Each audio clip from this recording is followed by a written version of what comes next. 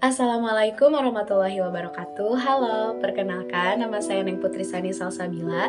Saya merupakan mahasiswi dari Prodi Pendidikan Sejarah Universitas Pendidikan Indonesia dengan NIM 2204212. Di video ini saya akan mengulas dan membahas mengenai tulisan dari Harto Juwono yang berjudul Ratu Kencono Wulan, Studi Kasus Peran Wanita dalam Politik Jawa. Dalam pandangan masyarakat Jawa, peran wanita tidaklah menonjol karena wanita dianggap hanya sebagai pendamping pria dalam keluarga. Dengan penekanan tersebut, peran wanita menempati posisi sekunder terhadap pria. Bahkan, di mata masyarakat umum, wanita tidak layak untuk tampil bersama pria. Wanita hanya bertugas untuk memenuhi kewajiban sebagai pelayan. Konsep kehidupan pria Jawa menempatkan wanita sebagai pendamping ataupun pelengkap dalam penampilan sosialnya. Akibatnya, bentuk poligami menjadi sebuah fenomena yang wajar terjadi. Selanjutnya, marilah kita mengenal sosok dari Ratu Kencono Wulan. Ratu Kencono Wulan merupakan permaisuri ketiga dari Sultan Hamengkubuwono II. Ia menikah dengan Sultan Hamengkubuwono II sebelum beliau naik tahta. Sebelumnya, Sultan Hamengkubuwono II sudah memiliki dua permaisuri, yaitu Ratu Kedaton dan Ratu Mas. Ratu Kencono Wulan sendiri merupakan permaisuri yang paling muda dan menarik perhatian dari Sultan Hamengkubuwono II ini.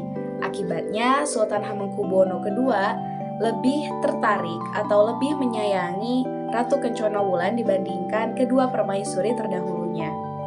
Maka dari itu, Ratu Kencono Wulan memanfaatkan kesempatan tersebut untuk menarik perhatian Sultan Hamengkubuwono II agar ia selalu memerhatikan keturunan-keturunannya yang akan dijadikan sebagai putra mahkota kelak. Namun pada akhirnya Ratu Kencono Wulan hanya melahirkan beberapa orang putri saja, sedangkan permaisuri yang sebelumnya yaitu Ratu Kedaton melahirkan seorang putra yang diberi nama Raden Mas Surojo. Kelak Raden Mas Surojo ini akan menjadi putra mahkota Kesultanan Yogyakarta. Sultan Hamengkubuwono I sendiri begitu menyayangi Ratu Kedaton yang berasal dari Magetan dan juga keturunannya yaitu Raden Mas Surojo. Dan pada saat Sultan Hamengkubuwono berhasil menduduki tahta, Raden Mas Surojo berganti nama menjadi Pangeran Mangkubumi. Walaupun demikian, Ratu Kencono Wulan tidak cepat menyerah. Ia terus mendekati Sultan Hamengkubuwono II agar ia memilih di antara menantu-menantunya untuk dijadikan sebagai putra mahkota. Baginya, satu-satunya cara agar keturunan-keturunannya ini dapat menjadi putra mahkota yaitu dengan menyingkirkan Pangeran Mangkubumi karena dialah yang sudah terpilih menjadi putra mahkota oleh Sultan Hamengkubuwono II. Sementara para permaisuri Sultan Hamengkubuwono II tengah sibuk dengan usaha masing-masing dalam merebut perhatian raja bagi kedudukan keturunan mereka, di lingkungan Sultan Hamengkubuwono II juga terjadi suatu pembentukan kelompok-kelompok kepentingan tertentu. Mereka terdiri atas para kerabat raja dan bangsawan tinggi Keraton Kesultanan Yogyakarta. Kelompok-kelompok ini terbentuk karena masing-masing memiliki tujuan yang sama dengan peran dan kekuasaan politik di lingkungan keraton. Dalam situasi demikian, terjadi peningkatan eskalasi potensi konflik yang suatu saat nanti akan berubah menjadi pertentangan intern di Keraton Yogyakarta. Terdapat beberapa sosok bangsawan tinggi pemegang peranan di Keraton Kesultanan Yogyakarta. Terdapat sosok adik Sultan Hamengkubuwono II yaitu Pangeran Notokusumo. Notokusumo memiliki putra bernama Notodiningrat yang lahir pada tahun 1785. Notokusumo menjadi kesayangan Sultan Hamengkubuwono I karena dianggap lebih pandai daripada Sundoro atau Sultan Hamengkubuwono II. Namun, mengingat keturunan dari garis ibu, peluang Notokusumo menjadi raja lebih kecil dibandingkan Sundoro. Meskipun demikian, sebelum Sultan Hamengkubuwono I wafat, Notokusumo telah menerima perintah agar mendampingi Sundoro sebagai raja di Keraton Yogyakarta. Baik Sundoro maupun Notokusumo bersedia menerima perintah Sultan Hamengkubuwono I. Walaupun demikian, Sundoro merasa bahwa posisi dirinya itu sedang terancam oleh Notokusumo. Ia menganggap bahwa suatu saat nanti Notokusumo akan mengancam kedudukannya. Di sisi lain, terdapat sosok Patih Danurejo II yang merupakan menantu dari Sultan Hamengkubuwono II. Ia adalah cucu Patih Danurejo I yang menjadi patih mendampingi Sultan Hamengkubuwono II. Ayahnya adalah Bupati Banyumas, Tumenggung Yudonegoro, dan memiliki nama kecil Tumenggung Mertonegoro. Ketika Danurejo pertama wafat pada bulan Agustus 1799, Mertonegoro menggantikannya sebagai patih karena diangkat menjadi menantu Sultan Hamengkubuwono II dan menikah dengan Gusti Ratu Timur.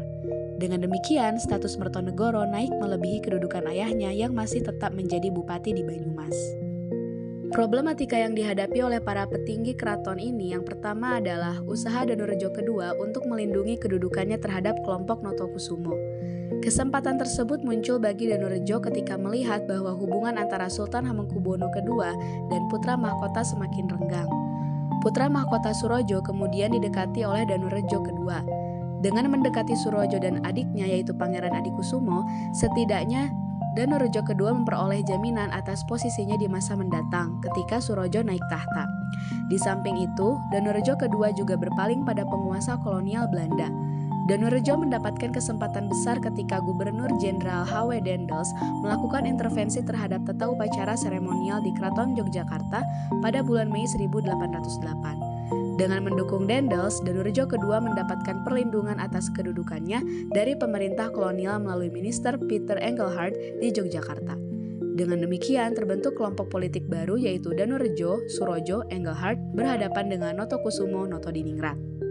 Selain itu, terlibatnya Ratu Kencono Wulan dalam intrik politik tingkat tinggi di dalam keraton dengan mengangkat Notodiningrat menjadi menantunya.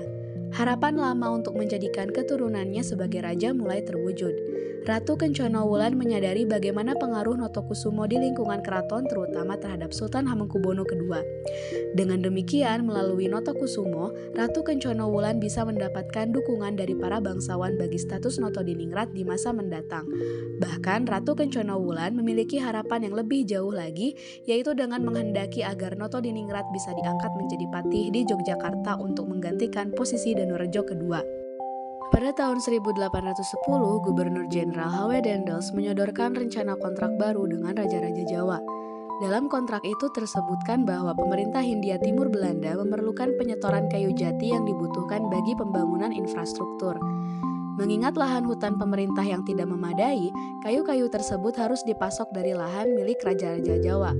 Oleh karena itu, Daendels menuntut kepada Sultan Hamengkubuwono II agar menyerahkan wewenang mengelola hutan-hutan jati kepada Daendels.